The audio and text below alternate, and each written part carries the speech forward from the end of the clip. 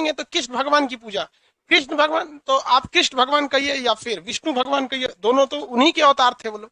अवतार में क्या 100% इंसान अवतार लेता था, मतलब वो नहीं, विष्णु भगवान के एक अंश थे वो, पूरा 100% नहीं। इसलिए एक ही समय में एक ही भगवान के 2-3 अवतार भी हो सकते हैं। ऐसा नहीं कि कृष्ण भगवान आए तो मतलब पूरा उनका पावर ऑफ एटर्नी लेके चले आए। पावर ऑफ एटर्नी समझते हैं, उनके बदले में सब काम वही कर देता है। तो विष्णु भगवान के वो क्या थे, एक अंश थे। तो क्या एक ही भगवान एक समय में 2 या 3 जगह अवतार ले सकते हैं कि नहीं ले सकते? ले सकते हो। अवतार में अंश आता है, 100% आ जाएंगे तो अवतार काहे कहलाएगा, अवतरण कहलाएगा ना। भाई आप ही आ गए हैं, वो लोग नहीं आता था लोग। बताइए, तो शंकराचार्य जो थे उनके बचपन का नाम क्या था? तो क्या आगे जाके क्या बन गए? शंकराचार्य। शंकराचार्य ने कौन सा मत दिया? अद्वैतवाद। कौन सा मत? अद्वैत। संप्रदाय बताइए, कौन सा संप्रदाय? स्मृति संप्रदाय। चौथी शताब्दी में दिया इन्होंने, सातवीं शताब्दी। इस समय इस्लाम धर्म इंडिया में क्या कर रहा था? एंट्री कर रहा था। शंकराचार्य बहुत भली भांति समझ गए थे कि जिस एक तो बौद्ध धर्म और जैन धर्म का बेहद प्रचार की वजह से वैसे ही लड़खड़ा गया था हिंदू धर्म, तो संगठित करना इनको जरूरी था। इनके मतों को चौथी शताब्दी में चुनौती दी गई। 12वीं शताब्दी में कितने तरह के मत दिए गए? 4। कितने तरह के? 4 तरह के मत दिए गए। क्या द्वैत अद्वैतवाद को रहने दिया गया या अद्वैतवाद को तोड़ दिया गया? तोड़ दिया गया। कौन आए थे? माधवाचार्य। माधवाचार्य ने कौन सा दिया?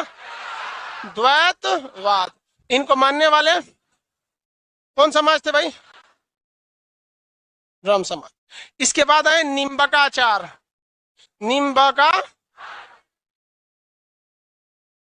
निम्बकाचार्य। द्वैतवाद में इन्होंने क्या दिया? द्वैतवाद। और इनके मानने वाले कौन सा संप्रदाय? सनक संप्रदाय। सनक संप्रदाय। किसी को दिक्कत? इसके बाद आए कौन? वल्लभाचार्य। वल्लभाचार्य ने शुद्धा द्वैतवाद, पुष्टि संप्रदाय। रामानुजाचार्य कौन सा? विशिष्टा द्वैतवाद और श्री संप्रदाय। लेकिन इन सब ये भक्ति आंदोलन 16वीं सदी में अपने कहां पर पहुंच गया? उफान पर, चरमो उत्कर्ष पर। तो हम यहीं से चलते हैं, मेन जो भक्ति आंदोलन था वहां पर। तो जो भी भक्ति थी उसे 16वीं सदी में भक्ति को कितनी भाग में बांटे? कितनी भाग में? 2 भाग में। एक था निर्गुण और एक सगुण। यहां से मेन भक्ति है कौन सा? सगुण भक्ति। सगुण भक्ति में भगवान की क्या बनाई जाती है? मूर्ति। और इसमें मूर्ति नहीं बनाई जाती। सगुण भक्ति कितनी शाखाओं में गई? कौन कौन? राम भक्ति और कृष्ण भक्ति। राम भक्ति और कृष्ण भक्ति, ठीक है। निर्गुण भक्ति में किसी भगवान की मूर्ति बनाई जाती है? हाँ, नहीं। तो इसमें कौन सा? संत भक्ति। एक से एक संत आए हैं। याद रखिएगा, आपको ये संतों से सवाल पूछेगा और कंफर्म समझिए कि एक सवाल 110% पूछना ही पूछना है उसको भक्ति आंदोलन से। तो कुछ ऐसे हिस्ट्री के चैप्टर होते हैं जो बड़े छोटे होते हैं और जिसमें आपको 100% कंफर्म रहता है कि हमें 1-2 क्वेश्चन आना ही आना है। और कुछ क्वेश्चन हिस्ट्री के चैप्टर बहुत बड़े होते हैं और कंफर्म ही नहीं रहता है कि उसमें से आएगा कि नहीं आएगा। तो संत भक्ति, उसके बाद कौन सी? सूफी भक्ति। संत भक्ति बहुत बड़ी भक्ति है। इसमें आपका सबसे प्रमुख संत में गुरु नानक जी आते हैं। अब गुरु नानक देव जो थे उन्होंने अलग संप्रदाय सिख धर्म के वो पहले गुरु थे। तो सिख धर्म के पहले गुरु थे, तो उसमें कई टाइप के आपको क्या करेगा? क्वेश्चन पूछेगा, पहले गुरु, दूसरे गुरु, इस सब के बारे में क्वेश्चन पूछेगा। समझ में आया कि नहीं आ गया? ये बकलोल हट जाना तुम वहां से, टोपी नहीं उसमें से। वहां गर्ल्स का सीट है तो जाने दो ना उसको अंदर। बकलोल उसको कह रहा है कि उधर से आ जाओ।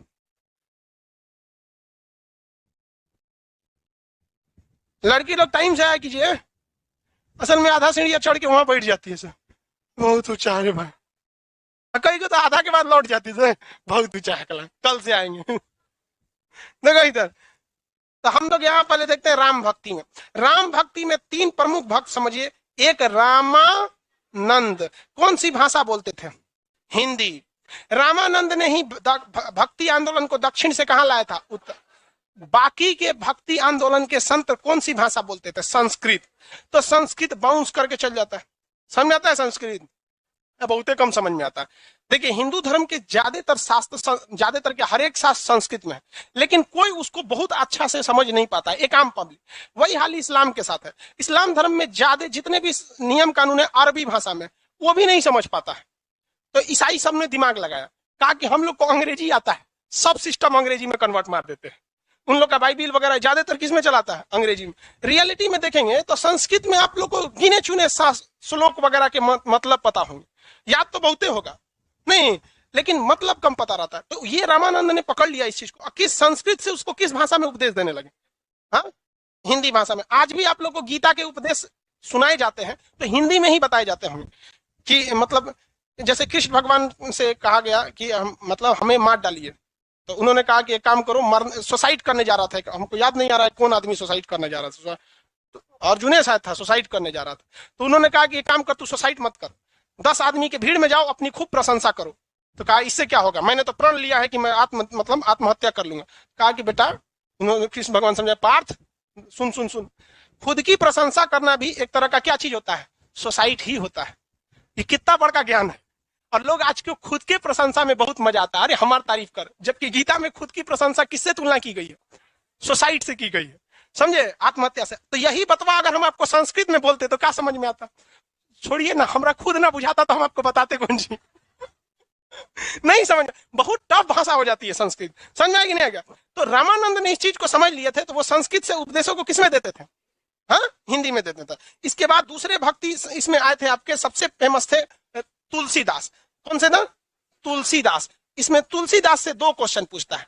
तुलसीदास की प्रमुख रचना सबसे फेमस जो है, तुलसीदास की सबसे प्रमुख रचना कौन सी है? रामचरितमानस। किसने ने लिखा है? तुलसीदास। तो जिससे स्पष्ट पता चलता है ये किससे रिलेटेड थे? राम भक्ति से। किससे रिलेटेड थे? राम भक्ति से रिलेटेड थे। तुलसीदास से एक और क्वेश्चन पूछता है, ये किस राजा के समकालीन थे? समकालीन का मतलब कि उस समय भारत का शासन किसके हाथ में था। जैसे हम लोग किसके समकालीन, तो हम लोग मनमोहन सिंह के भी समकालीन, क्योंकि आजकल राजा लोग का कार्यकाल 5-6 साल रह रहा है। पहले ना राजा 30-30 साल 40-40 साल रहता था। तो हम लोग तो भैया अटल बिहारी वाजपेयी, हम तो बहुते पुराना है, गुजरात चंद्रशेखर जी के समय के हम लोग के समय चंद्रशेखर जी प्रधानमंत्री हुआ करते थे। चंद्रशेखर जी से भी पहले पीवी नरसिम्हा राव के था। उस समय तालिबान अभी नया नया एंट्री मारा था वहां पे यूएसएसआर होता था हम लोग के वक्त में। तो हम लोग बहुत पुराना है, जीवाश्म बनने वाले हैं कुछ दिन में। तो तुलसीदास किसके समकालीन थे? अकबर के समकालीन। अकबर बहुत ही तेज दिमाग का व्यक्ति था, भले वो उसे अक्षर ज्ञान नहीं था।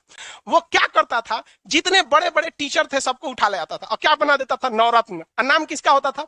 अकबर के नवरत्न। समझना गया कि नहीं? अकबर के नवरत्न खरीद लेता था। बहुत से लोग तो तुलसीदास क्या थे? होशियार। कहे कि महाराज हमरे में खुद में इतनी प्रतिभा है कि हम अपना नाम इतिहास में दर्ज करा सकते हैं, हमें किसी अकबर की आवश्यकता नहीं है। तो वह एकमात्र ऐसे कवि थे जिन्हें अकबर ने अपने नवरत्न में शामिल करने की खुली ऑफर दिया था, लेकिन उन्होंने उसे क्या कर दिया? ठुकरा दिया। समझ में आया कि नहीं आ गया? तो तुलसीदास किसके समकालीन थे? अकबर के समकालीन। तो भक्तों से ये क्वेश्चन पूछता है, कौन किसके समकालीन थे? त्यागराज। एक और पूछेगा किसे? त्यागराज। ये लोग प्रमुख रूप से प्रमुख कौन से थे? राम भक्त थे। ये लोग कैसे थे भाई? राम भक्त। तो भक्ति कितने भाग में बटी है? 2 भाग में। भक्ति आंदोलन कितनी भाग में बटी है? 2 भाग में। सगुण भक्ति में एक मंदिर या मूर्ति का शकल देना होता है। अब आते हैं लोग किस भगवान में? कृष्ण भक्ति में। किसमें? कृष्ण भक्त। ज्यादा फेमस कौन भक्ति है? ठीक है, राम भक्ति में ना कुछ डिसिप्लिन वगैरह मायने रखने लगते, मतलब कुछ नियम कानून ज्यादा है। और कृष्ण भक्ति में तो थोड़ा सा कम है। कृष्ण भक्ति में धुन संगीत ये सब कुछ ज्यादा है, जबकि राम भक्ति में आप देखेंगे तो इसमें संगीत धुन इत्यादि थोड़ा सा कम है। तो मॉडर्न तरीके से आप देखेंगे कृष्ण भक्ति में ना, तो वृंदावन में जाइएगा तो वहां पर भक्ति में सब मतलब संगीत वगैरह का प्रयोग राम भक्ति की तुलना में किसमें ज्यादा है? कृष्ण भक्ति में। किसमें? कृष्ण भक्ति में। कृष्ण भक्ति में सबसे प्रमुख आते हैं विट्ठल स्वामी। क्या नाम था? विट्ठल स्वामी। विट्ठल स्वामी। विट्ठल स्वामी सबसे बड़े कृष्ण भक्त थे। इन्होंने, विट्ठल स्वामी ने कृष्ण भगवान की भक्ति के लिए अपने जितने चेला थे उनमें से एकदम खाटी खाटी 8 चेलाओं को छांट कर निकाला। खाटी खाटी कितने चेलाओं को छांट के निकाला? 8 चेलाओं को छांट के निकाला। उन 8 को नाम दिया गया अष्टछाप। क्या नाम दिया गया? अष्टछाप। 8 चेला थे, उन्हें क्या कहा गया? अष्टछाप। उस अष्टछाप में ही एक थे सूरदास। कौन थे? सूरदास। सूरदास जो थे बहुत ही बड़े कृष्ण भक्त थे। सूरदास, सूरदास राम भक्त थे कि कृष्ण भक्त थे? कृष्ण भक्त थे। तो अष्ट छाप किसने बनाया था? विठल स्वामी। विठल स्वामी के कृष्ण भक्ति के सबसे बड़े बड़े 8 भक्तों को क्या कहा जाता है? अष्ट छाप। गलती मत कीजिएगा, एक होता है अष्ट दिग्गज। अष्ट दिग्गज तेलुगु भाषा के जानकारों को कहा जाता है, जो कृष्ण देव राय के समय थे।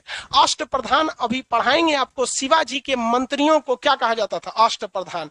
तो ऐसे कंफ्यूजन में नहीं होना है। ये क्या चीज है भैया? अष्ट छाप। किस भगवान के लिए? कृष्ण भगवान के लिए। इसके अलावा कृष्ण भगवान की भक्ति में मीराबाई का नाम बहुत फेमस आता है। किसका? मीराबाई। हालांकि ऐसे जिस तरह से मीराबाई की रचनाएं हैं, तो ऐसा लगता है कि जैसे मीराबाई कृष्ण भगवान के समकालीन हो। जिस तरह से राधा तो कृष्ण भगवान के समकालीन थी, रुक्मणी से तो शादी ही हुआ था। तो मीराबाई की आप रचनाओं को पढ़ेंगे तो ऐसा लगेगा जैसे मीराबाई कृष्ण भगवान के क्या थी? समकालीन थी, जबकि ऐसा कुछ नहीं है। मीराबाई तो है अकबर के समय थे, और कृष्ण भगवान का कोई नौते पते नहीं वहां से, कितना पुराना। लेकिन रचनाएं ऐसी हैं कि आप पढ़ेंगे तो ऐसा लगेगा कि कृष्ण भगवान मीराबाई क्या है? एक समकालीन, जबकि ये लोग समकालीन नहीं थी। लेकिन रचनाओं में कभी कभी ऐसा होता है कि जैसे लगता है कि समकालीन। तो राजस्थान के एरिया में कौन है भाई? मीराबाई।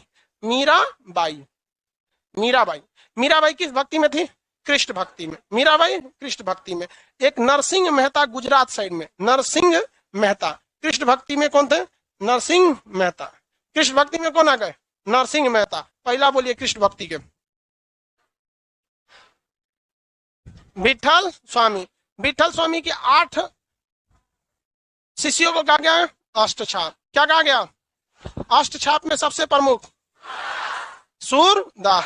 सबसे प्रमुख कृष्ण भक्ति की महिला गुजरात में कौन थे? नरसिंह मेहता।